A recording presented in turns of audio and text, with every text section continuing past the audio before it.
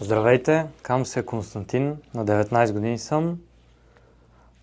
Специалността ми е бизнес администрации. И да. Първоначално изобщо не знаех, че ми се учи някъде извън България, но в последствие майка ми ме убеди да започнем да гледаме за различни опции в чужбина. И тогава чрез чрез нейни приятели, познати, намери Мирослав, който наистина много ми помогна за избора на държава и на университет и като цяло с целия процес за преместването ми в Бетани. Той беше главната фигура, заедно с майка ми. Мирослав ми помогна с абсолютно всичко за преместването ми тук, като започнем с визата и всички документи, които се изискваха. Той беше ключовата фигура за преместването ми тук. Не, като цяло за нищо не се притеснях, защото още от началото видях, че е много качествен човек, много добър човек и наистина много голям професионалист и разбирал това, което прави.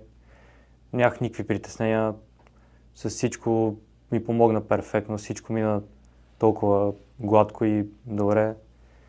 Изобщо не съм се притеснявал дали ще ме отхвърлят на визата. Преди да отида в американското посолство ми беше обяснил как стават нещата, никакви притеснения, всичко мина перфектно и като цяло заради него всичко мина перфектно. Първите няколко месеца, в които пристигнах тук, беше много тежко. Все пак напускаш място, което си живял цял живот, за да отидеш в съвсем нова среда, като Америка, която няма нищо общо с Европа.